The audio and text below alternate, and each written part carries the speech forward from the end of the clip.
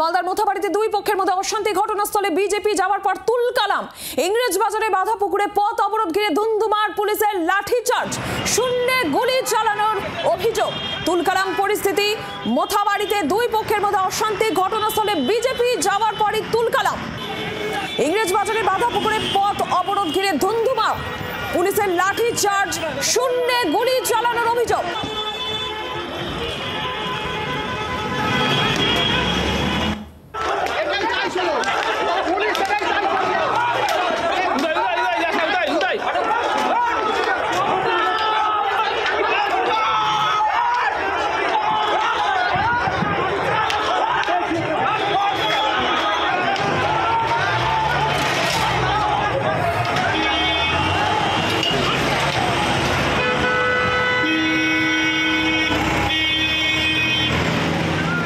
রণজয় সিংহ রয়েছেন টেলিফোন লাইনে। রণজয়, কি অবস্থা এখন, কি জানা যাচ্ছে?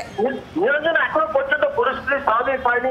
পুলিশ বাহিনী ঘটনাস্থলে রয়েছে এবং বিশাল মানুষ এখানে জমায়েত হয়েছে।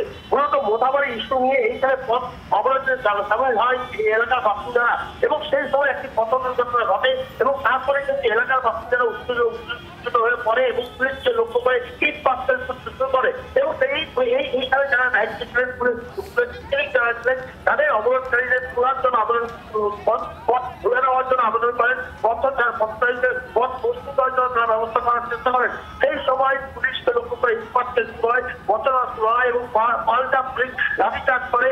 এই লাঠিচার্জেও যখন এই উপস্থিত জনগণে আত্মভঙ্গ করতে পারেনি তখন পুলিশ শূন্যে গুলি চালায়। এই মুহূর্তে পরিস্থিতি অত্যন্ত অগ্নিগর্ভ, পুলিশ বাহিনী এলাকায় ছুটে যাচ্ছে।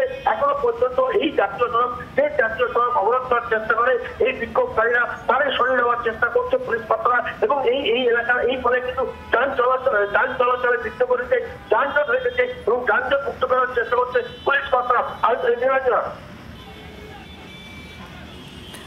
রণজয়, ধন্যবাদ তোমাকে। রীতিমতন তুলকালাম অবস্থা, ইংরেজ বাজারের বাধা পুকুরে পথ অবরোধ ঘিরে ধুন্ধুমার, পুলিশের লাঠিচার্জ।